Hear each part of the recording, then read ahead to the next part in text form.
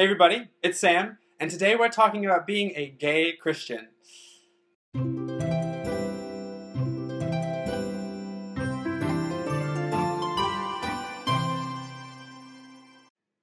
I hope you all are well rested after Thanksgiving and ready to conquer the week ahead. In my last video, I mentioned that I'm a gay Christian, and I'm sure I'll make videos about that in the future because people usually have a lot of questions. This is always a fun topic to bring up because Christians and non-Christian gay people alike always have adverse reactions. So I'm gonna make a few videos on the subject to give you a complete version of my perspective on the issue. I grew up in a pretty religious family. My father was the son of a principal of a private Lutheran school, and my mother's father was a music minister in the Baptist church. The church that I grew up in was part of the Lutheran Missouri Synod, which is a conservative denomination that is historically anti-gay. Needless to say, it wasn't the brightest or friendliest way to grow up gay. Before I knew I was gay, I was heavily involved in the church. I ushered, I sang in the choir and sang solos, I led skits in front of the congregation, I led units in Bible study, I was confirmed, I was involved in the youth group, I was involved in volunteer projects. I love ritual and I love philosophy, so church just made sense to me. I was also really good at it. By high school though, I realized that I wasn't straight, and the comments about homosexuality being an abomination and the sad state that America was in because it accepted the homosexual agenda was starting to get to me.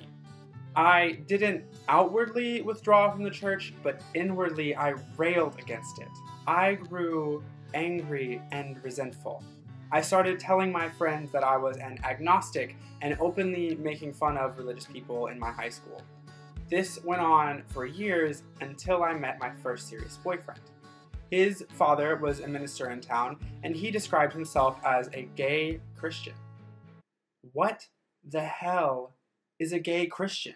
But I started to probe and question. I sneakily picked up a copy of Mel White's book, Stranger at the Gate, and read through it. I also started doing my own self-directed research in the Bible. Shortly thereafter, I came out in a really messy way, and suddenly my gayness was thrust into the spotlight. While my parents were reasonable and compassionate, I felt the need to defend my quote-unquote lifestyle. So I researched harder, and within a year had written an essay defending my pro-gay Christian stance. I posted it on Facebook, I sent it to my pastor, and very soon I was getting lots and lots of positive feedback. Two really awesome things came out of this. First, lots of my closeted Christian friends started coming forward and asking me about my faith. While not all of them have come out of the closet, a few have, and they often attribute my openness and my story to empowering them and emboldening them in their own journey. Second was that I started to change straight Christian minds. People in my home church came forward in support of me.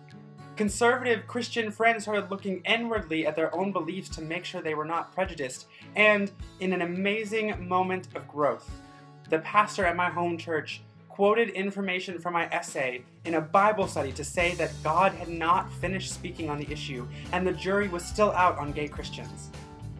It has been a crazy, amazing journey, and every time I share my story, positive change happens around me. If you've liked my story, give me a thumbs up and subscribe to see more videos about my gay Christian experience. And if you have any questions, put them in the comments below. I will be happy to answer them. I love you all so much. Have a good December. Mwah!